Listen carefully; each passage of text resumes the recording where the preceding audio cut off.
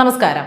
കഴിഞ്ഞ മാസം ഡിസംബർ 1-ാം തീയതി എയ്ഡ്സ് ദിനത്തിനോടനുബന്ധിച്ച് കേരളത്തിൽ ഉണ്ടായിട്ടുള്ള HIV രോഗികളുടെ വർധന, ശതമാനത്തിൽ ഉണ്ടായിട്ടുള്ള വർധന, ഈ കണക്കുകളൊക്കെ സർക്കാർ വെബ്സൈറ്റുകൾ മുഖേനയൊക്കെ തന്നെ നമുക്ക് ലഭ്യമായിട്ടുണ്ട്. 2022-23 കാലത്തൊക്കെ 9% വർധന HIV രോഗികളുടെ കാര്യത്തിൽ രേഖപ്പെടുത്തിയിരുന്നതെങ്കിൽ 2025 ഏപ്രിൽ മുതൽ ഒക്ടോബർ വരെ 7 മാസത്തിനുള്ളിൽ 15.4% വർധനയാണ് ഈ HIV രോഗികളുടെ കാര്യത്തിൽ കേരളത്തിൽ ഉണ്ടായിട്ടുള്ളത്. അതിൽ പുരുഷന്മാരുണ്ട്, സ്ത്രീകളുണ്ട്, ട്രാൻസ്ജെൻഡറുകളുണ്ട്. അതിൻ്റെയൊക്കെ ശതമാന കണക്കുകളൊക്കെ വ്യക്തമായിട്ട് സർക്കാർ വെബ്സൈറ്റുകളിൽ തന്നെയുണ്ട്. നിങ്ങൾക്ക് വേണമെങ്കിൽ പരിശോധിക്കാം. അതിൽ മെയിനായിട്ട് എടുത്തു പറഞ്ഞ കാര്യം, ഇതിൽ 67% രോഗബാധ ഉണ്ടായിട്ടുള്ളത് സുരക്ഷിതമല്ലാത്ത ലൈംഗിക ബന്ധത്തിലൂടെയാണ്. അതായത് ഒന്നിൽ കൂടുതൽ പങ്കാളികളുമായിട്ട് യാതൊരു സുരക്ഷാ മാർഗങ്ങളും ഉപയോഗിക്കാതെ ലൈംഗിക ബന്ധത്തിൽ ഏർപ്പെട്ടതിന്റെ ഭാഗമായിട്ടാണ് ഇങ്ങനെ ഉണ്ടായിട്ടുള്ളത്. ഈ ഒരു സർവേ റിപ്പോർട്ടൊക്കെ വന്ന സമയത്ത് തന്നെ ഈ പെൺകുട്ടികളോടും ആൺകുട്ടികളോടും ഒക്കെ നമ്മുടെ യുവതലമുറയിൽപ്പെട്ട ആളുകളുടെ അടുത്ത് നിന്ന് ചോദിച്ചിരുന്നു, നിങ്ങൾക്ക് വിവാഹത്തിന് മുൻപ് ഉള്ള ലൈംഗിക ബന്ധത്തെ പറ്റി എന്താണ് അഭിപ്രായം, വിവാഹത്തിന് ശേഷമാണെങ്കിലും ഒന്നിൽ കൂടുതൽ ആളുകളുമായിട്ട് ലൈംഗിക ബന്ധം പുലർത്തുന്നതിനെ കുറിച്ച് എന്താണ് അഭിപ്രായം. യുവതലമുറയുടെ ഇത്തരം അഭിപ്രായങ്ങളൊക്കെ ആരായേണ്ടത് അത് നിലവാരം കുറഞ്ഞ ചോദ്യമല്ല. അവരുടെ മനസ്സിൽ എന്താണ് ഇതിനെക്കുറിച്ചുള്ള ചിന്ത എന്ന് അറിയേണ്ടത് സമൂഹത്തിന്റെ ആവശ്യം കൂടിയാണ്, അത്യാവശ്യമാണ്. അപ്പോൾ ഇതിനെ സംബന്ധിച്ച് കുറെ പെൺകുട്ടികളുടെ അഭിപ്രായങ്ങൾ ഞാൻ കേട്ടു. അവരോട് ചോദിച്ചത്, വിവാഹത്തിന് മുമ്പുള്ള ലൈംഗിക ബന്ധത്തിനോട് നിങ്ങളുടെ അഭിപ്രായം എന്താണ്? പക്ഷേ അതിൽ ചോദിച്ച 85% പെൺകുട്ടികളും അതിലിപ്പോൾ വലിയ പ്രശ്നമില്ല എന്നാണ് പറഞ്ഞത്. അവർക്ക് എപ്പോൾ തോന്നുന്നു അവർക്ക് അത് ഓക്കെ ആണ്, ടൈമിൽ ഓക്കെ ആണെങ്കിൽ അതൊക്കെ ഓരോരുത്തരുടെയും പേഴ്സണൽ ആയിട്ടുള്ള കാര്യമല്ലേ. അവർക്ക് എപ്പോൾ ലൈംഗിക ബന്ധത്തിൽ ഏർപ്പെടാൻ തോന്നുന്നു, മാനസികമായിട്ടും ശാരീരികമായിട്ടും അവരെപ്പോൾ ആ ബന്ധത്തിൽ അതിന് തയ്യാറാകുന്നു, അപ്പോൾ അത് അവർക്ക് ആകാം. വിവാഹത്തിന് ശേഷമുള്ള ലൈംഗിക ബന്ധമൊക്കെ ഓൾഡ് കൺസെപ്റ്റ് അല്ലേ എന്ന് ചോദിച്ച ആളുകളുണ്ട്. ഈ സെക്സ് എന്ന് പറയുമ്പോൾ ഇപ്പം കല്യാണത്തിന് ശേഷം മാത്രമേ പറ്റുന്ന പഴയ കൺസെപ്റ്റാണ്. അതൊക്കെ മാറി ഇപ്പം നമ്മൾ വേറെ നൂറ്റാണ്ടിൽ എന്താണ് ഈ ലൈംഗിക ബന്ധം വിവാഹത്തിന് ശേഷമേ പാടുള്ളൂ, വിവാഹത്തിന് മുൻപ് അത് പാടില്ല എന്ന് പറയുന്നതിന് പിന്നിലെ വളരെ പ്രധാനപ്പെട്ട ഒരു കാരണം നമ്മുടെ കുട്ടികൾക്ക് അറിയില്ല. ഇപ്പോൾ വിവാഹത്തിന് മുൻപ് നിങ്ങൾ ലൈംഗിക ബന്ധത്തിൽ ഏർപ്പെടുന്നു, നിങ്ങളുടെ മനസ്സിൽ നിങ്ങൾ വിചാരിക്കുന്നത് ഞങ്ങൾ വിവാഹം കഴിക്കാൻ പോകുന്ന ആളുകളല്ലേ, അതിനുശേഷമായാലും ഞങ്ങൾ ലൈംഗിക ബന്ധത്തിൽ ഏർപ്പെടേണ്ട ആളുകളല്ലേ.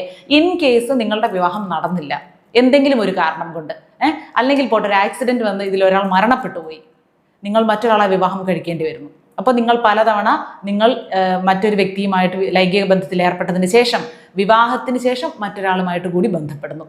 അപ്പോൾ അവിടെ HIV അല്ലെങ്കിൽ പോലും മറ്റ് ലൈംഗിക ബന്ധത്തിലൂടെ പടരാവുന്ന അണുബാധകളും അസുഖങ്ങളും നിങ്ങൾക്ക് വരാൻ സാധ്യതയില്ലേ.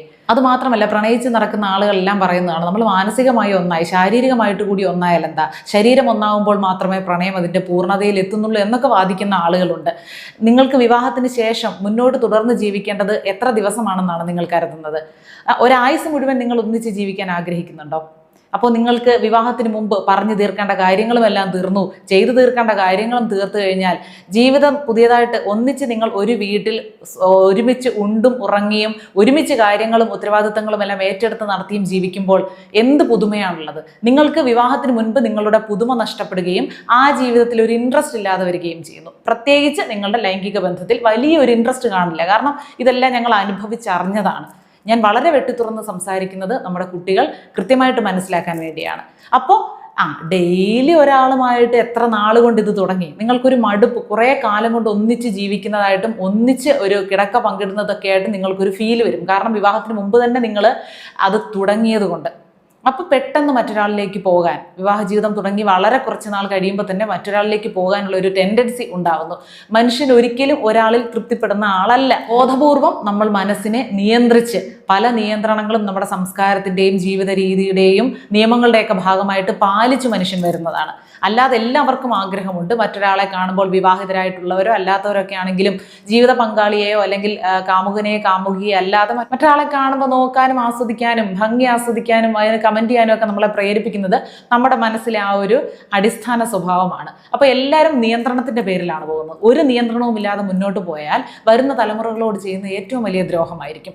ഈ HIV എന്നുള്ള അസുഖമൊക്കെ, എയ്ഡ്സ് എന്നൊക്കെയുള്ള അസുഖം ഒരു 15-16 വർഷമൊക്കെ നിങ്ങളുടെ ശരീരത്തെ അണുബാധ ഉണ്ടായതിനു ശേഷം മാത്രമേ അതിൻ്റെ എന്തെങ്കിലും ലക്ഷണം പോലും കാണിക്കുകയുള്ളൂ. കൃത്യമായിട്ടുള്ള ഒരു ലക്ഷണം പോലും പറയാൻ പറ്റില്ല. ശരീരത്തിൻ്റെ പ്രതിരോധ ശേഷി മുഴുവൻ പോവും. ഇടയ്ക്കിടയ്ക്ക് അസുഖങ്ങൾ വന്നുകൊണ്ടേയിരിക്കും. പനി, തൊണ്ടവേദന, ചുമ, അങ്ങനെ അസുഖങ്ങൾ മാറില്ല. അതായത് നമ്മുടെ ശരീരത്തിൻ്റെ പ്രതിരോധശേഷി പൂർണ്ണമായിട്ടും നശിക്കുകയാണ്. പെട്ടെന്ന് നമുക്ക് പല രോഗങ്ങളും വന്ന് അവസാനം എല്ല് പോലെ ആയാണ് ഒരാൾ മരണത്തിലേക്ക് പോകുന്നത്. അപ്പോൾ ഇന്നത്തെ ഈ യൗവനത്തിൻ്റെ തിളപ്പിൽ അല്ലെങ്കിൽ പലയിടങ്ങളിൽ പോയി സുഖം കണ്ടെത്താനുള്ള ആ ഒരു തിളപ്പിൽ, അല്ലെങ്കിൽ നമുക്ക് അതിനുള്ള സ്വാതന്ത്ര്യമുണ്ട്. ഞാൻ ജീവിക്കുന്നത് ഇന്ത്യയിലാണ്, എനിക്ക് ഇഷ്ടപ്പെട്ട ഒരാളുമായിട്ട് പ്രായപൂർത്തിയായതിനു ശേഷം സെക്സിൽ ഏർപ്പെടാനുള്ള റൈറ്റ് എനിക്കില്ലേ? എല്ലാം ഉണ്ട്. എല്ലാം ഇവിടെ നിങ്ങൾക്ക് എല്ലാ സ്വാതന്ത്ര്യങ്ങളും വെച്ച് നീട്ടുന്നത് അഴിഞ്ഞാടാനല്ല. അത് ഓരോരുത്തരുടെ പേഴ്സണൽ കാര്യങ്ങളാണ്. അപ്പോൾ എന്താണോ അവർക്ക് ശരിയായിട്ട് തോന്നുന്നത് അത് ചെയ്യാം. അത് വേറെ ആർക്കും അത് ക്വസ്റ്റ്യൻ ചെയ്യാനുള്ള റൈറ്റും ഇല്ല. എല്ലാം മിതമായി പോയാൽ നമുക്ക് അങ്ങുവരെയും കൊണ്ടുപോകാം, അല്ലെ? അമിതമായാൽ എല്ലാം വിഷമാണ്. എല്ലാം, അത് എത്ര നല്ലതാണെങ്കിലും. നമ്മൾ ചെറുപ്പത്തിലൊക്കെ ഹൈസ്കൂൾ തലത്തിലൊക്കെ നമ്മൾ ബയോളജി പഠിക്കുമ്പോൾ പഠിച്ചു തുടങ്ങില്ലേ, സെക്സ് ഒരു വരദാനമാണ്, മനുഷ്യരാശിക്ക് കൊടുത്തിട്ടുള്ള ഒരു വരദാനമാണ്. നമ്മുടെ മാനസികമായിട്ടും ശാരീരികവുമായിട്ടുള്ള ആരോഗ്യത്തിനും ഉണർവിനും നമ്മുടെ ബൗദ്ധിക ഉണർവിനെ പോലും അത് നല്ല രീതിയിൽ സ്വാധീനിക്കാറുണ്ട്, നല്ല ഒരു ലൈംഗിക ബന്ധത്തിലേക്ക് ഏർപ്പെടുന്നത്. പക്ഷെ നമുക്കത് ഗുണപരമായിട്ട് ഭവിക്കണമെങ്കിൽ ധാർമ്മികമായിട്ടുള്ള പല വശങ്ങളും അതിനുണ്ട്. നമ്മുടെ പാർട്ട്ണറോട് നമ്മൾ നീതി കാണിക്കുക, അവരെ വഞ്ചിക്കാതിരിക്കുക.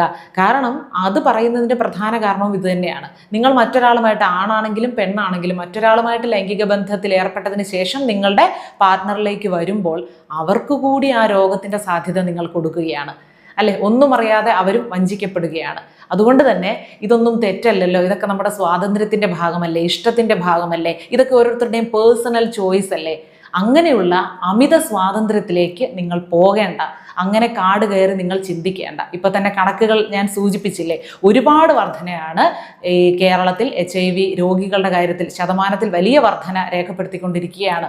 അതും സുരക്ഷിതമല്ലാത്ത രക്തം സ്വീകരിക്കുന്നതിലൂടെ ഒന്നും അല്ല ഇവിടെ HIV റിപ്പോർട്ട് ചെയ്യപ്പെടുന്നത്, സുരക്ഷിതമല്ലാത്ത ലൈംഗിക ബന്ധത്തിലൂടെ തന്നെയാണ്.